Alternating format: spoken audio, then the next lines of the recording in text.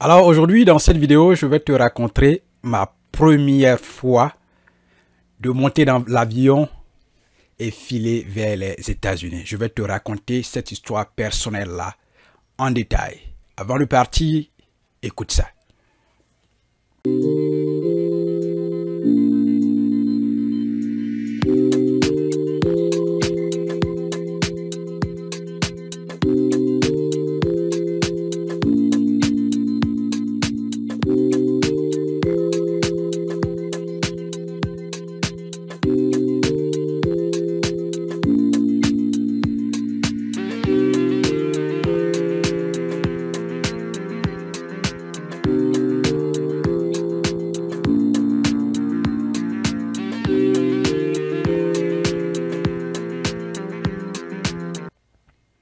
Alors, bienvenue sur notre chaîne. Mon nom c'est Amani Serge et je suis fondateur de notre entreprise Amani Academy et je suis aussi le gérant.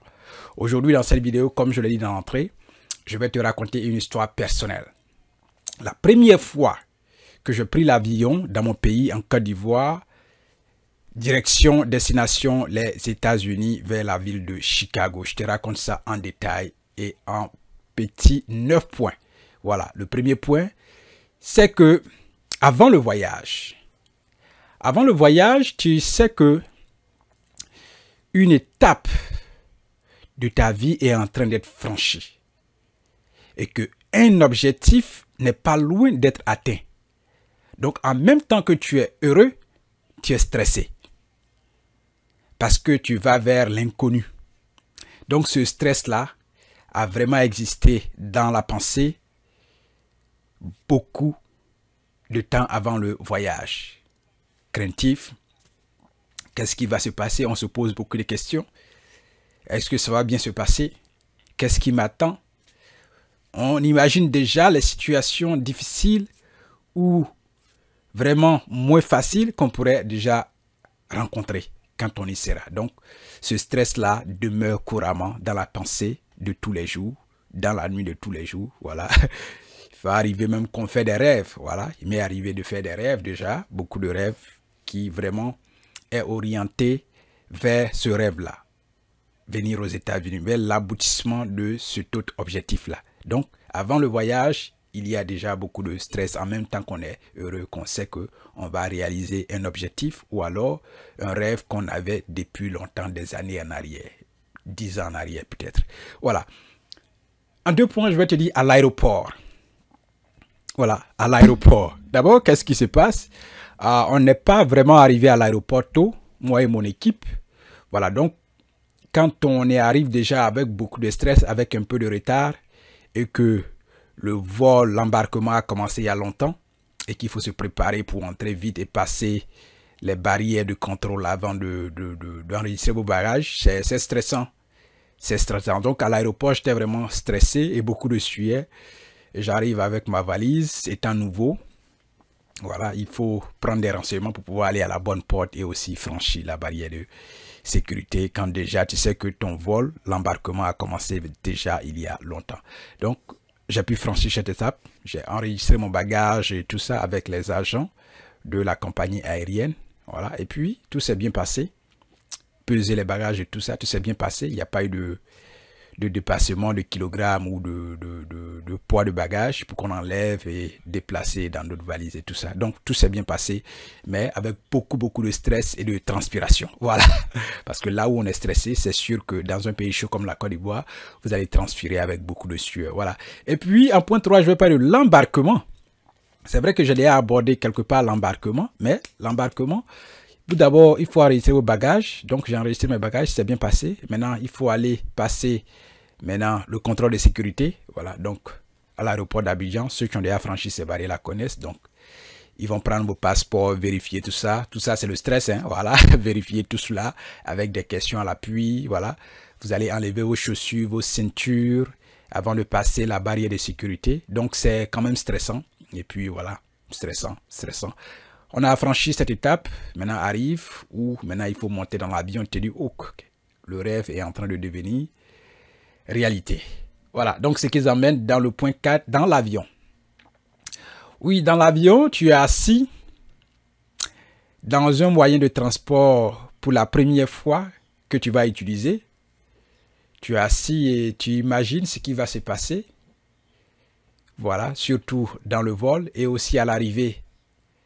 Voilà, cette vie nouvelle qu'on va franchir avec beaucoup d'incertitudes. Donc déjà dans l'avion, il y a déjà de l'angoisse. Voilà, tu te dis que est-ce que c'est la bonne décision que tu as prise?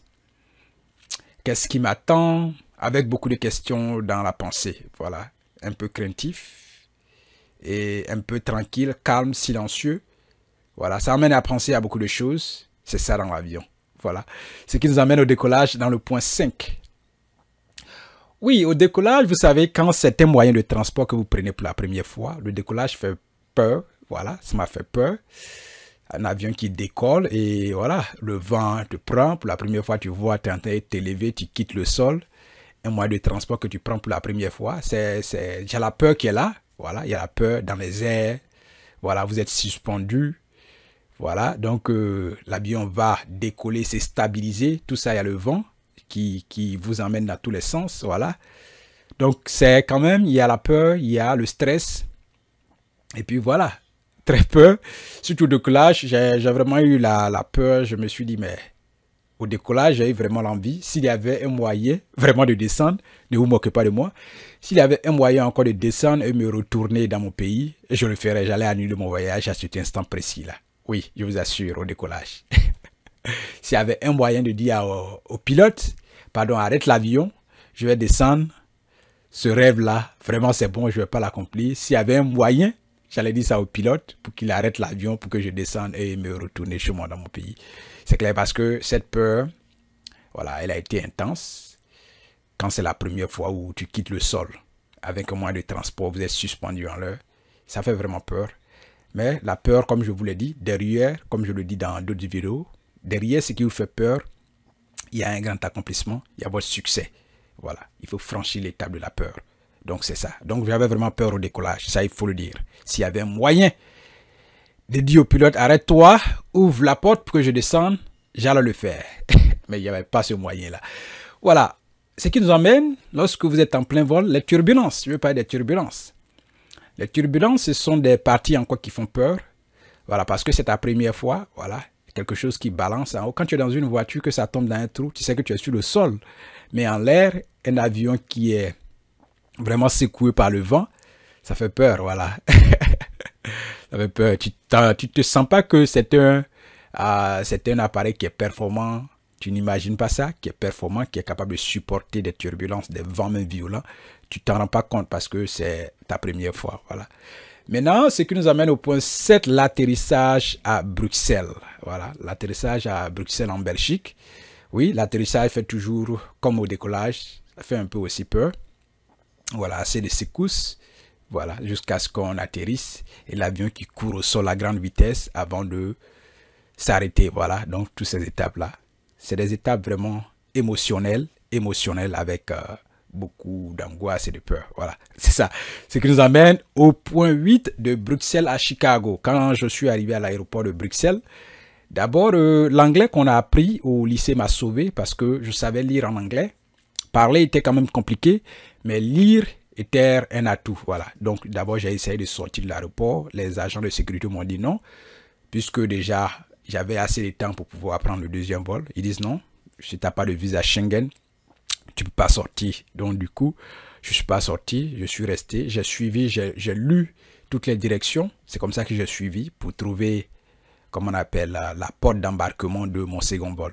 Tout ça parce que j'ai appris l'anglais et j'ai appris ça au sérieux. C'était vraiment du sérieux quand j'étais au lycée. Voilà, donc c'est ça. J'ai pris mon deuxième vol. Le décollage du deuxième vol de Bruxelles à Chicago, Belgique aux États-Unis, n'a pas été aussi intense comme le décollage à Abidjan parce que là, tu as fait une première fois. Donc la deuxième fois, ça devient comme si c'est en train de devenir de la routine. Voilà, donc cette peur que j'avais au départ avait quand même disparu. Voilà. Dans le second décollage. Donc, c'était vraiment bien. Aussi, c'est pareil pour les turbulences. Voilà, de Bruxelles aux États-Unis, il y avait plus de turbulences que d'Abidjan à Bruxelles.